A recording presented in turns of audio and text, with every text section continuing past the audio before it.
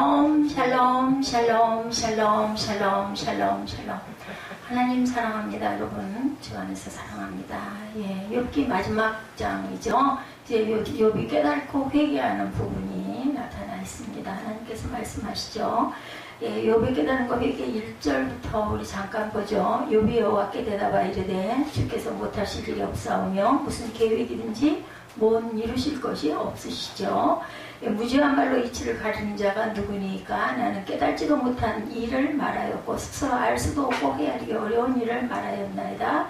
내가 말하겠사오니 주는 들으시고 내가 주께 묻겠사오니 주여 내게 알게 하소서. 내가 주께 대하여 귀로 듣기만 하였으나 이제는 눈으로 주를 배웠나이다. 그러므로 내가 스스로 거두어드리고 티끌과 재 가운데서 회개한다. 이렇게 회개가 나타납니다. 회개라는 게 여러분들 뭘까요? 6절이죠. 하나님이 대해서 귀로만 이제 들었었는데 자신의 믿음이 그러고 대단한 줄 알았는데 지금까지 살아오면서 이제 직접 눈으로 하나님을 대면했더니 나는 아무것도 아니라는 것을 갑자기 깨닫습니다. 그리고 욥은 티끌과 재 가운데서 자신의 교만을 회개합니다. 예, 나의 생각을 버리고 내 뜻을 버리고 하나님의 말씀과 창조의 목적대로 돌이키는 것이 바로 회개죠. 예, 회개라는 것은 구체적으로 영광을 돌리고 하나님을 경외하고 그리고 사람을 섬기고 세상을 섬기고 가는 것. 예수께서 오셔서 그랬죠. 섬김받으러 온 것이 아니라 내가 섬기러 왔노라 라고 말씀을 합니다. 이제 그 회개의 잠이 일어나고 예, 뭐라고 말씀하세요? 내 종 욥의 말같이 옳지 않다라고 얘기를 하시면서 예, 번제를 드리라고 얘기를 하죠. 예, 친구들 3명 엘리바스, 빌다, 소발 너희들은 잘못됐다라는 거죠. 예, 7절에 보니까 여호와께서 욥에게 이 말씀을 하신 후에 대만 사람 엘리바스에게 이르되 내가 너와 내 두 친구에게 노한다. 이는 너희가 나를 가리켜 말한 것이 내 종 욥의 말같이 옳지 못했다. 그런즉 너희는 수소 7과 순양 7을 가지고 내 종 욥에게 가서 너희를 위하여 번제를 드리라. 내 종 욥이 너희를 위하여 기도할 것인즉 내가 그를 기쁘게 받겠다. 욥이 예, 너희들을 위해서 대신 기도하면 내가 그 기도를 기쁘게 받겠다라고 말씀하죠. 너희가 나를 가르쳐 말한 것이 내 종 욥의 말같이 옳지 못했기 때문에 너희는 번제를 드려야 된다. 9절이죠. 예, 대만 사람이 이리 와서 수아 사람 길다가 나와 사람 소갈이 가서 여호와께서 자기들에게 명령하신 대로 행하니라 순종했어요. 여호와께서 욥을 기쁘게 받으셨더라. 10절입니다. 욥이 그의 친구들을 위하여 기도할 때 여호와께서 욥의 공경을 돌이키시고 여호와께서 욥에게 이전 모든 소유보다 갑절이나 주시는 축복 여러분들 받으시기 바랍니다. 네, 오늘 무지한 말로 이치를 가리는 자가 누구리까? 예, 이렇게 기도하죠. 나는 깨달지도 못한 일을 말하였고 스스로 알 수도 없고 헤아리기도 어려운 일을 나는 말하였나이다. 욥이 회개하며 고백합니다. 욥은 하나님의 말씀을 듣고 완전하신 하나님의 섭리를 이제 깨달았어요. 자신이 하나님의 섭리를 잘 알지도 못하면서 불평했던 것을 회개합니다. 자신의 죄를 용서받고 다른 사람의 죄를 또한 용서하죠. 그가 다른 사람의 죄를 용서하자 하나님은 욥이 잃었던 모든 것을 갑절로 2배로 회복시켜 주시죠. 우리가 욥처럼 하나님의 섭리를 잘 알지도 못하면서 불평할 때가 있습니다. 우리가 하나님의 완전한 섭리를 알고 어떤 고난 속에서도 하나님께 감사할 수 있기를 주님의 이름으로 기도합니다. 완전하신 하나님의 섭리 보죠. 욥이 여호와께 대답하여 이르되 주께서 못하실 일이 없사오며 무슨 계획이든지 못 이루실 것이 없다. 이렇게 1, 2절을 고백하죠. 욥은 하나님의 전능하심을 고백합니다. 2절 맨 앞부분에 우리말 성경 이렇게 나타나 있어. 나는 주께서 모든 일을 하실 수 있다는 것을 알았습니다. 이렇게 증거합니다. 주는 모든 것을 하실 수 있는 분이에요. 그죠? You can do all thing입니다. all thing. 모든 일을 하실 수가 있는 분. 모든 원어는 예, 여기서 원어 예, 모든은 칼날에서 유래합니다. 예, 칼날은 완전함, 정확함, 완벽한 아름다움이란 의미를 가지고 있습니다. 완전한 보석과 같다. 보석이라는 게 왜 귀해요, 여러분들? 2개가 있을 수가 없습니다. 예, 너희는 보석과 같은 존재다. 우리에게도 이렇게 말씀하신 우리는 둘이 절대 있을 수가 없어요. 쌍둥이도 달라요. 그죠? 예, 우리들은 잘 모르지만 낳은 엄마 아빠는 안다고 하죠. 이런 것처럼 보석같이 귀하다라는 것은 둘이 있을 수 없다. 똑같아 보이는 인조 다이아몬드 그건 뭐 금액이 안 나가죠. 그죠? 예, 그런데도 그건 달라요. 왜냐하면 얼마든지 수천 수만 개도 있기 때문에. 그런데 완전한 땅 안에서 깊은 곳에서 정연하게 캐내서 다듬고 커팅한 다이아몬드는 그거 하나밖에 없습니다. 똑같은 것은 있을 수가 없는 거죠. 그래서 귀합니다. 모든 것을 할 수 있는 분은 완전하게 하시는 분이라는 뜻이 있습니다. 하나님이 주신 고난도 보석처럼 완전한 아름다움이다. 이렇게 말씀합니다. 욥은 주는 제게 고난을 주실 수 있습니다. 그것은 완전한 것입니다. 너무 귀한 거라는 거죠. 아름다운 것입니다라고 고백하고 있어요. 우리 믿지 않는 사람들이 이 말을 들을 때는 미쳤나봐 얘기할 거예요. 무슨 고난이 무슨 완전하고 뭐가 아름다워 할지 모르지만 제가 말씀드렸죠. 일부 예배에서 금요 철야 때 하나님께서 주신 은혜, 그죠? 내게 고통을 주고 고난을 주지만 마음에 아픔을 주지만 그걸 깨닫고 나면 그게 너무 엄청난 기쁨으로, 그것은 세상이 줄 수 있는 것도 아니고 흉내낼 수 없는 기쁨이 밀려오는 것, 그 축복을 주시는 거죠. 우리는 항상 승리관을 쓰기는 원하는데 고난은 아이고 사절합니다 얘기한다 그러면 그만한 기쁨과 축복은 주어지지 않는다라는 거죠. 완벽한 고난도 완벽한 기쁨이 될 수 있다. 온전함을 인정하고 완전한 섭리신앙 안에 들어가시는 저와 여러분들이 되시기 바랍니다. 욥은 재산을 잃고 자녀가 죽고 창에 정말 아주 죽을 뻔한 그런 고통을 알았어요. 이것도 하나님의 완전하고 아름다운 섭리다. 욥이 이제 깨닫고 고백합니다.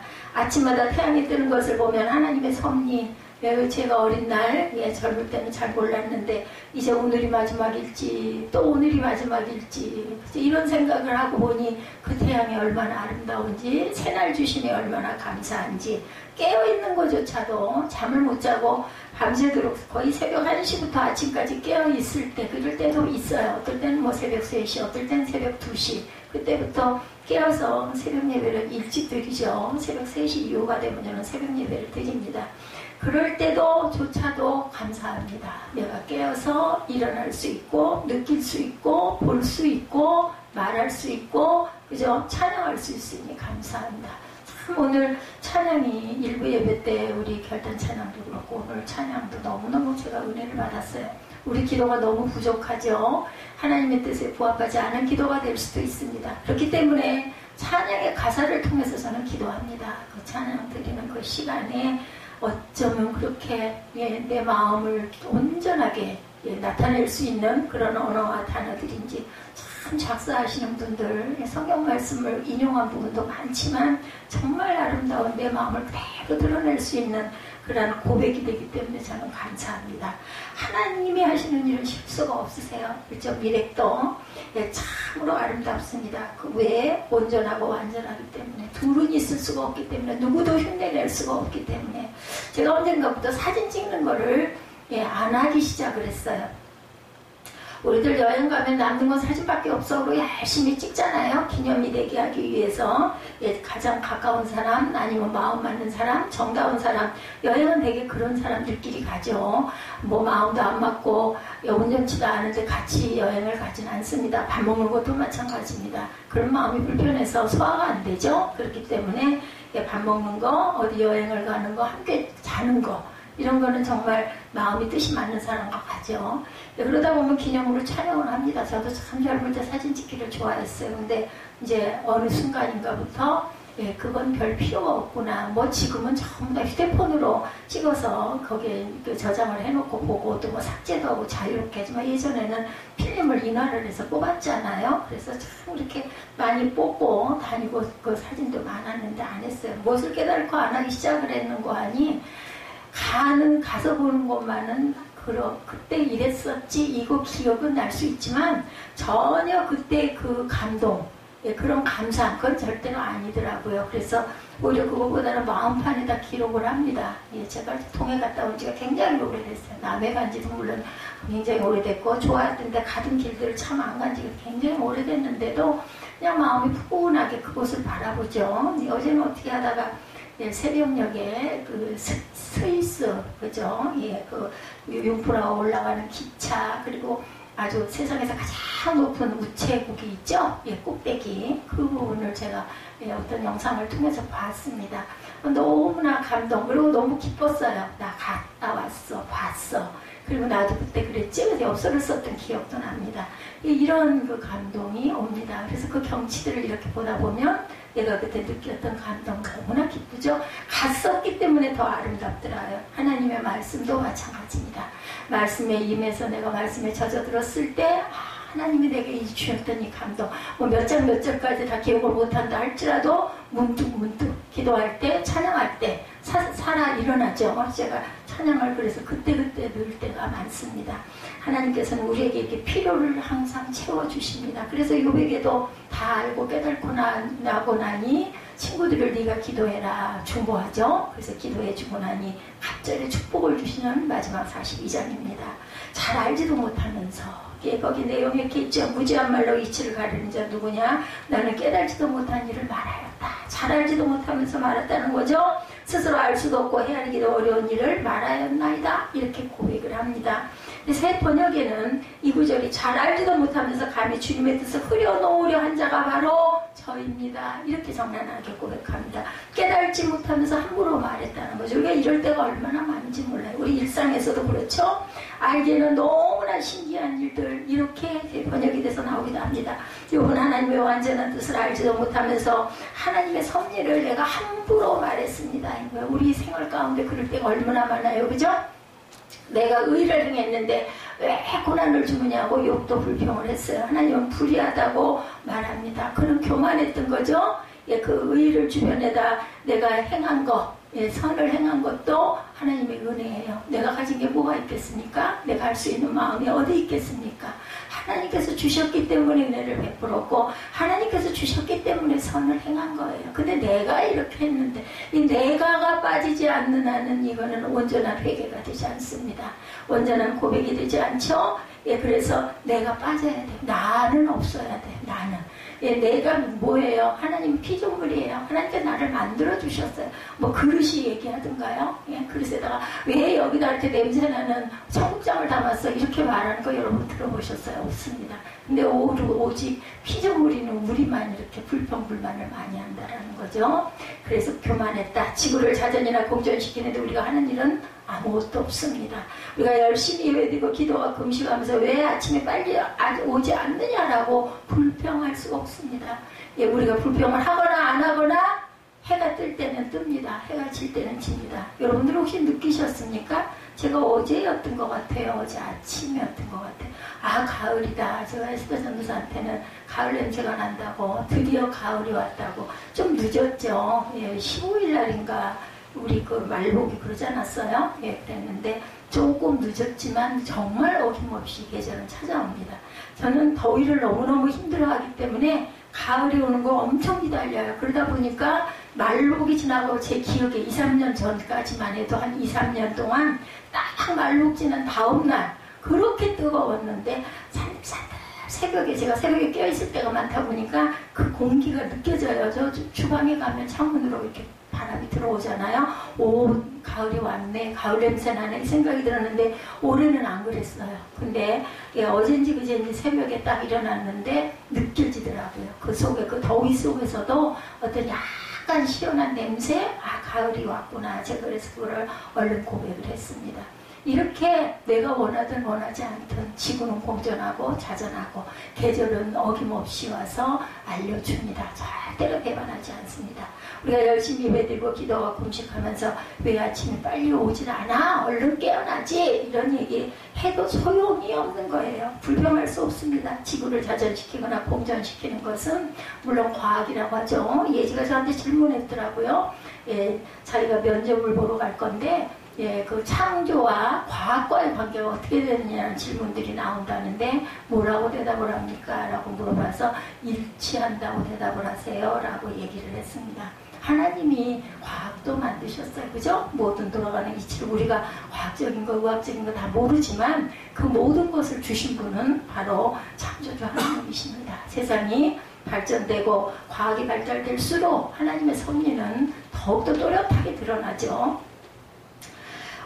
이 이 욥은 이와 같은 자신에게 일어난 모든 일이 하나님의 은혜임을 드디어 비로소 42장쯤 되면서 이제 깨닫는 거예요.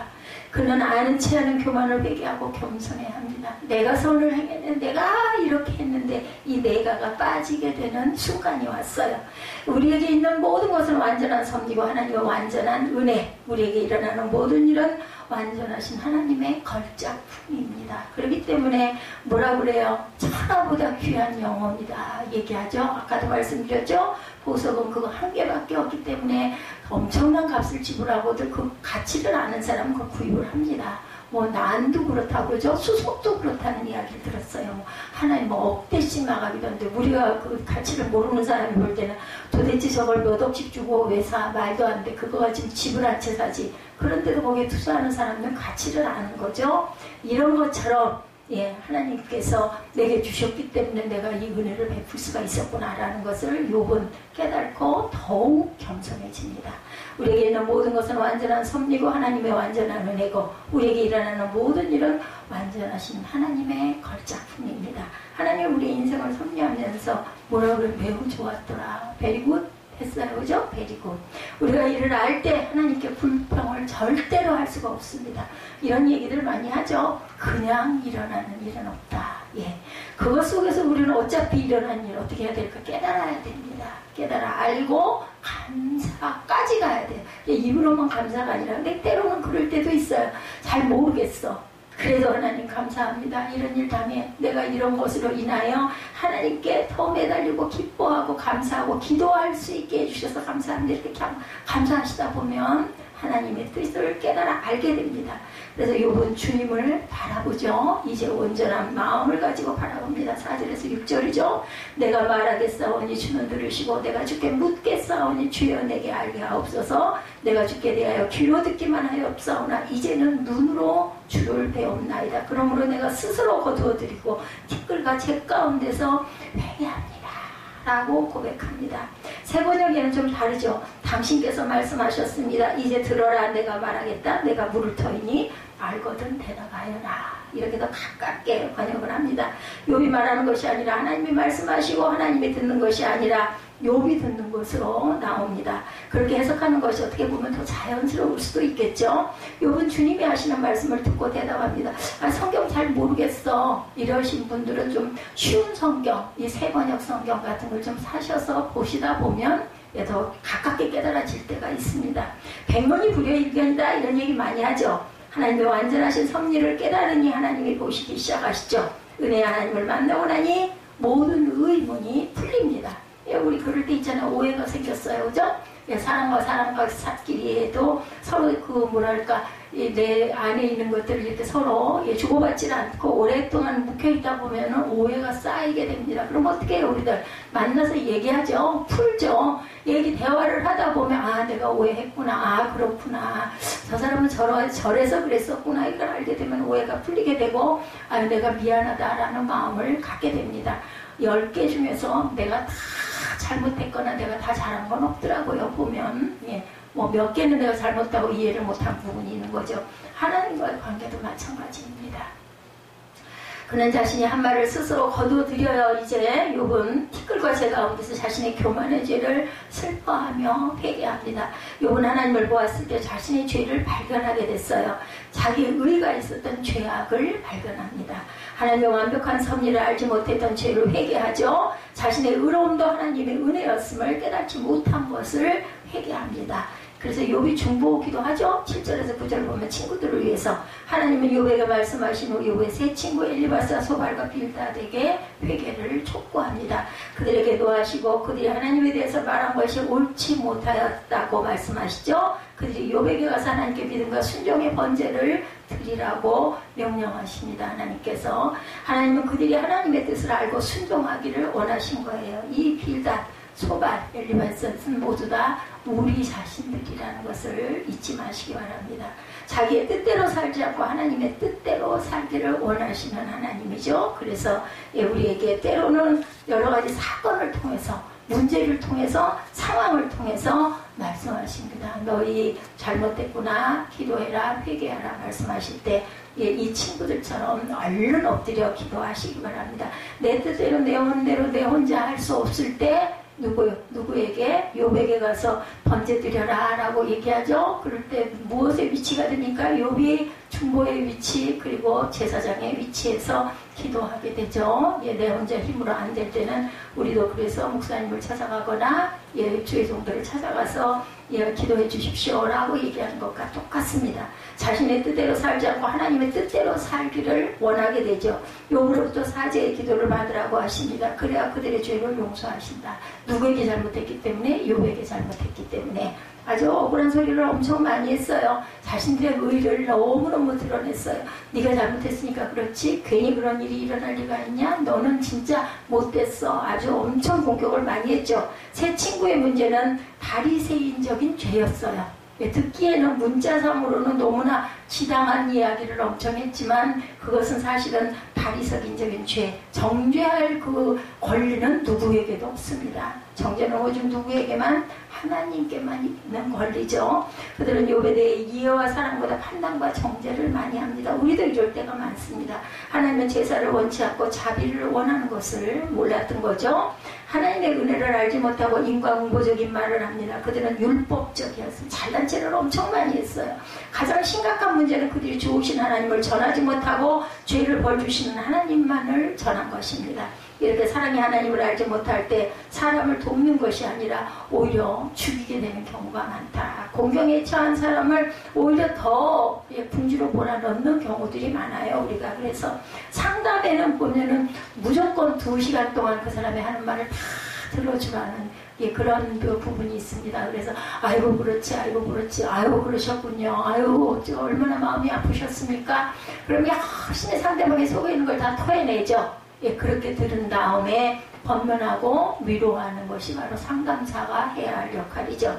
친구들은 말씀대로 순종했고 자신들의 긍휼로 없는 죄를 회개합니다. 욥에게 선물을 주고 잘못을 깁니다. 욥은 그들을 위해 용서의 기도를 해주죠. 하나님은 욥의 기도를 기쁘게 받으시고 그들을 드디어 용서해 주시죠. 욥의 친구들을 용서하자 하나님은 욥에게 크게 복을 주십니다. 욥에게 갑절의 복을 주셨죠. 10절과 11절을 보면 욥이 친구들을 위해 기도하자 하나님은 욥의 병을 치료하여 주셨어요. 하나님은 욥이 치료받기 전에 먼저 친구들을 용서하라고. 그래서 뭐라 그래요? 예물을 드리려 하다가 이웃에게 잘못한 것이 생각나거든. 그 예물을 그 자리에 둔 채 그 사람에게 가서 먼저 사과를 하고 돌아와서 예물을 하나님께 올리라고 말씀하죠. 하나님의 용서하는 자에게 치료를 주십니다. 치료의 은총을 베풀어 주시죠. 우리가 우리에게 죄 지은 자를 사하여 주면 하나님도 우리의 죄를 우리 그래서 주기도문을 하지 않습니까? 하나님은 욥에게 잔인한 물질에 있어 이전보다 갑절로 축복해 주십니다. 욥은 알지 못했던 부분이에요. 내가 이제는 소홀에 빠지리다. 내가 이제는 세상을 보지 못하리다 라고 늘 기도했었어요. 그죠? 나는 이제 이 세상에서의 누림은 이제는 없고 끝입니다 라고 얘기를 했지만 하나님의 뜻의 깊이와 높이는 우리가 알 수가 없어요. 하나님께서는 욥이 생각하지 못했던 갑절의 축복을 주시죠. 회복시켜 주십니다. 형제 자매들과 지인들이 욥의 집에 와 욥과 함께 음식을 먹죠. 오늘 본문에 보면 과거 욥이 받은 재앙에 대해서 슬퍼하고 위로해 줍니다. 재앙을 받았을 때 아픔을 당했을 때 아무도 찾아주지 않았어요. 모두 다 떠났어요. 모두 다 오죽하면 자기 아내까지도 욕하고 죽어버리라고 하고 저주하고 도망가서 가버리죠. 그들은 욥에게 캐시타와 금고리 하나씩을 선물로 주죠. 캐시타는 금한 조각에 해당하는 돈의 무게의 고대 화폐의 단위입니다. 은혜의 일종이기도 하죠. 욥의 축복은 고난전의 축복으로 회복된 것이 아니라 갑절의 축복을 주셨다는 겁니다. 자신의 의의 결과가 아닌 하나님의 은혜로 새로운 복을 주십니다. 욥은 그것을 깨닫게 되죠. 하나님은 고난을 인내하는 자에게 복 주시는 하나님이심을 잊지 마시기 바랍니다. 고난은 인내 외에 해결할 길이 없습니다. 참고 견디고 오래 참으면서 기도하면서 가야 합니다. 욥이 받은 축복이죠. 12절에서 17절에 보면 자녀와 재산이 풍족해지죠. 욥은 다시 7남 3녀를 둡니다. 그는 140살까지 장수하고 4대 자녀 4대를 보며 삽니다. 첫째 딸 여미마는 비둘기의 일종인 이집트의 호도애를 뜻합니다. 비둘기의 일종 여미마. 여미마는 고통의 캄캄한 밤이 지나고 형통의 빛이 비추게 된 욥의 변화된 축복을 의미합니다. 둘째 딸 그시아는 종교의식에 사용되었던 계피나무 향을 가리키는 것으로 아름다운 향기를 내는 것이 것이에요. 그 뜻, 그 상징을 갖고 있죠. 그녀에게서 계피향의 냄새가 풍기기 때문에 이렇게 이름을 지었다고 합니다. 셋째 딸은 게렌합북입니다. 게렌합북은 물감의 뿌리라는 뜻을 갖고 있습니다. 이 이름은 눈을 매력적으로 보이도록 하는 눈화장과 연관된 이름인데, 이와 같이 요 세 딸들은 각기 특유한 아름다움과 매력을 지닌 아주 아름다운 딸들을 주신 거예요. 딸들이 세계에서 가장 아름다운 미인이고, 이들에게도 욥의 기업이 주어집니다. 하나님의 시험을 통과한 욥의 축복, 이 축복을 받은 거죠. 완전한 섭리를 우리는 알고 가야 합니다. 결론적으로 우리는 완전한 섭리의 하나님을 알고 가야 하는데, 우리는 다른 사람을 용서할 수 있는 은총이 주어집니다. 어떤 고난 속에서도 긍정적인 생각을 하고 감사하게 됩니다. 은혜의 세계 속에서 자기 의를 극복할 수 있게 되죠. 무엇보다 고난을 인내하게 됩니다. 야고보서 5장 11절이죠. 보라, 인내하는 자를 우리가 복되다 하나니 너희가 욥의 인내를 들었고 주께서 주신 결말을 보았거니와 주는 가장 자비하시고 긍휼히 여기시는 이시니라. 야고보 사도가 이렇게 고백하죠. 저는 주님을 사랑하던 한 자매가, 어떤 자매가 조현병에 걸린 것을 보고 많은 의문이 생긴 어떤 목회하시는 분의 이야기입니다. 그래서 예지를 보면서 많은 것을 느끼고 깨달았어요. 하나님은 정말 계실까? 내가 목자 생활을 잘하고 있는가? 이런 질문을 가졌다고 해요. 그분이 요한복음 3장 16절을 통해서 예수님을 보내신 하나님의 사랑을 깨닫고 하나님 나라의 복음을 비로소 깨달았다. 이렇게 목회를 하면서 어떤 사건을 만났을 때, 저도 마찬가지지만 그럴 때 거기서 깨닫습니다. 어떤 분은 또 잠깐 국민일보를 그 틈이 나서 봤더니 그 잠언의 말씀이 정말 하나님의 주옥 같은 하나님의 말씀이라는 것을 46년을 목회를 하고 드디어 이제야 깨달았다라고 올려놓으셨더라고요. 저는 정말 잠언이 귀하거든요. 근데 이분은 이제 거기서 또 특별한 것을 깨달으신 것 같아요. 요한복음 3장 16절 우리가 너무너무 잘 아는 말씀이죠. 하나님의 세상을 이처럼 사랑하사, 그죠? 독생자를 보내주셨기 때문에 오늘 일부 예배의 모든 내용도 그렇습니다. 믿는 자마다 멸망치 않고 영생을 얻게 하는 축복을 주셨다. 조현병이 걸렸다 할지라도, 공황장애가 걸렸다 할지라도 하나님의 귀한 섭리는 그 안에도 있다는 것을 우리가 절대로 절망하지 말고 알고 깨닫고 가야 될 것이다. 제가 예지 알바한다는 이야기를 듣고 참 마음이 안타깝고 마음이 많이 아팠어요. 근데 마음에 그런 마음을 주시더라고요. 선택은 우리에게 주신 하나님의 어떻게 보면 특권들이죠. 개인에게 주신. 그렇기 때문에 그 애가 그것을 선택했다면 그것도 극복할 수 있는 힘을 주시거나 아니면 내려놓게 하시는 결단을 주시겠지 하는 마음이 들어서 제가 아까 묵상으로 아이를 두고 잠깐 기도했습니다. 그리고 함께 우리 기도했죠. 그런 마음을 가지고 예지가 이제 돌아오면 뭔가 깨닫고 오겠죠.